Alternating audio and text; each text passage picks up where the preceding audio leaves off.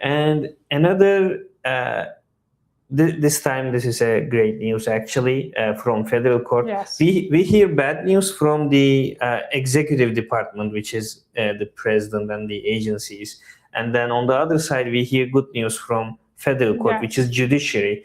What do we know about the 75 country ban? So we had a ruling on August 21st. Federal court in the Southern District of New York ruled that 75 country ban was contrary to the law, and it also was above the Secretary of State's power to send a note to the consulate and say, stop processing these applications for these people from these countries, because that's basically discriminating against them based only on their nationality, which is totally contrary to what is required in the INA, Immigration Nationality Act.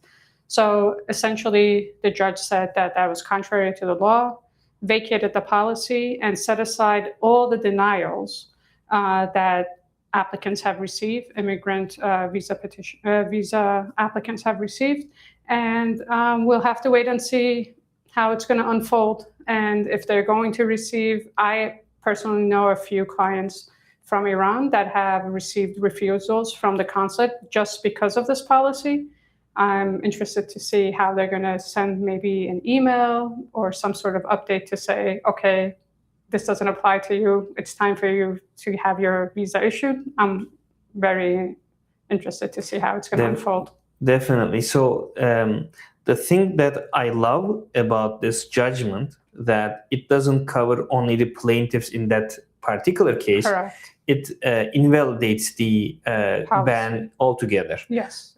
And the judge says that this is patently unlawful, Correct. which is a very powerful phrase, yes, in my opinion.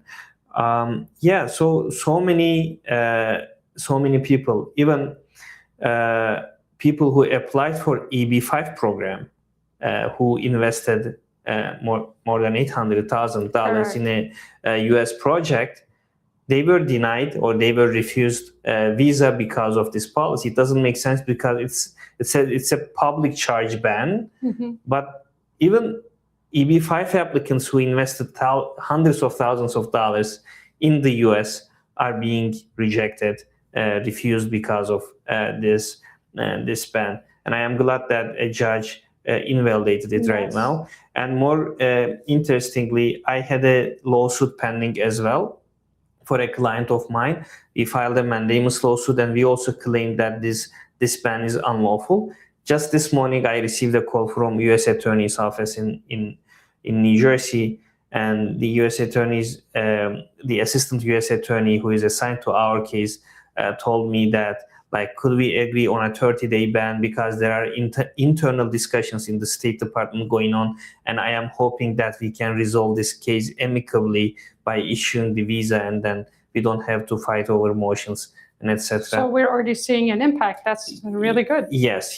So we received the good news. And a couple of weeks ago, when I was asking about the positions of the agency on this case, they told me that they were going to fight it. And after the Southern District Judge's decision, thankfully, they are kind of stepping back.